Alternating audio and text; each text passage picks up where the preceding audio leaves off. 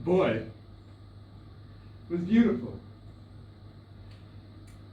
in a way that's difficult to describe. If you took Tom Holland, the actor who played Spider-Man, Right. and you took Timothy Chalamet, Zendaya's boyfriend, and maybe just a dash of Bad Bunny, you take all of these men, blur them up into a blender, pour them into a human-shaped mold, bake that mold in the oven at 350 degrees. Not even close. Not even close to the beauty that was this boy. You may even say, how could a boy even be considered mortal? He was a demigod. That means that our beautiful boy was born both from the heavens, the moon, and the earth, the river. And his most favorite place on the earth was the forest. It was his favorite place to play. That the boy would go to the forest and he would sit himself upon a log, and then the show would begin. First, it was the monkeys. Whoop, whoop. Whoop, whoop, whoop. Whoop, whoop, whoop, whoop, whoop. Whoop. Don't look. The monkeys. They would swing in the trees. They would do all kinds of acrobatics. And then it was the wolves' turn. Ooh! They would get in a circle and they would sniff each other's butts. The boy liked that one. But what he liked most was the bears. They would get on a unicycle like this. And then they would play their instruments.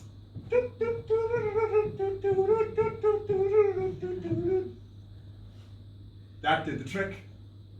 That's what got the boy to laugh. And when the boy laughed, everybody laughed. The whole forest laughed with the boy. Even the flowers would have to bend as if to catch their breath from the laughter that the boy would give to them. The clouds too, they would laugh as well. The clouds would part in the sky as though to give to the boy the very sun itself. The forest loved the boy in only a way that a forest can. In the same way that a forest loves the tallest tree, the shortest of ferns, or the darkest of mushrooms. In any case, the boy was loved. And then, one day, because the boy is young, he overdoes it. One day, the monkeys start swinging, the wolves start sniffing, the bears start playing their music, and they don't stop until the sun is forced to set, leaving the boy in darkness. He doesn't know where to go anymore. He's lost. He's disoriented. He's wandering around the forest until he gets exhausted. And he finds a pile of roots to lay asleep on. And then, in the morning, the sun comes up and it shines its brilliant light onto the face of the boy, stirring him awake, and then he sees it. There, just over there, through the bracket, through the brush, there is a city. And the boy knows he can go there to get some help. Now this city was none other than the city of Thespiac, which is home to the local Thespians. No relation. And when they saw the beautiful boy walking through the streets, they could hardly believe it. This boy was so beautiful, he must come from a dream. The Thespians, they tried to rub themselves awake, but the boy still approached. This was no dream, this boy was true. And the boy came up and said, "Hello, can you help little old lost me?" Well, they couldn't take it. They would stammer, they would stutter, they could hardly get a word out of their mouth. Some even going so far as to shriek and run the opposite way. Our situation was looking quite hopeless for our dear boy.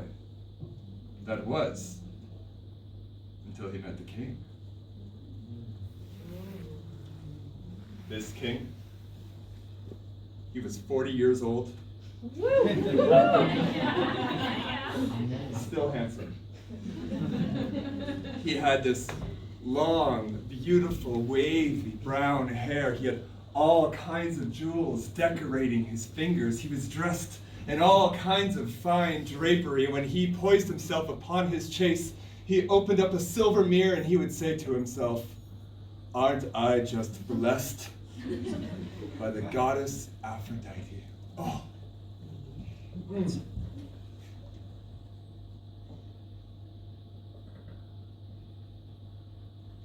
And then the boy walked in.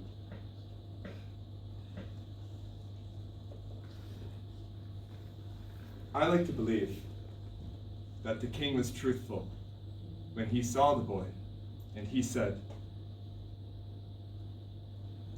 "All of my life, I have thought that I had known beauty. But as you come into my throne room, I stand corrected. You, beautiful boy, from the moment that I have laid my eyes upon you, I know that I am in love with you."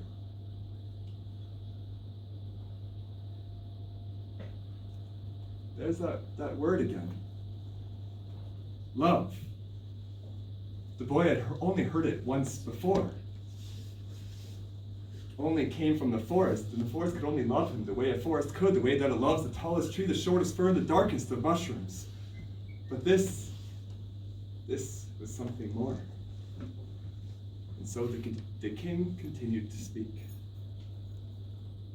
"Take my hand, and I shall make you my cup-bearer.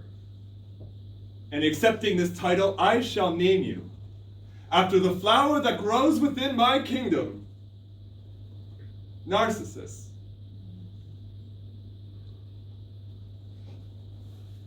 Narcissus. It's a nice sounding name when you first hear it, right? Narcissus. There was just one problem. The boy already had a name, and it wasn't that. Besides, the boy began to wonder, what even is a cup-bearer? Is this something that I have to become in order for the king to love me? And if that's true, then why had no one asked me before?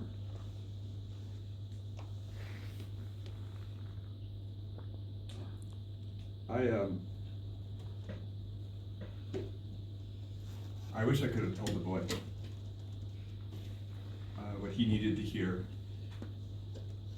I wish I had been there, and I would have told him that, yeah, the king loved him, but only in a way that a king knows how. In the same way that a king loves his jewels, his drapery, his crown.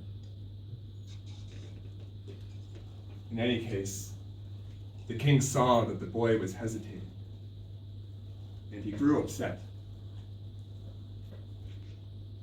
How selfish are you? How selfish are you to refuse all that I am trying to offer you? I promise you safety. I promise you protection. I promise you a job, and this is how you repay me? You are so arrogant. You are so selfish.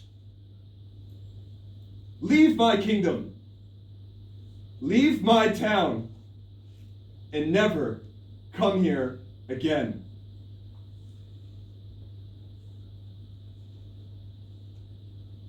The boy did as the king asked.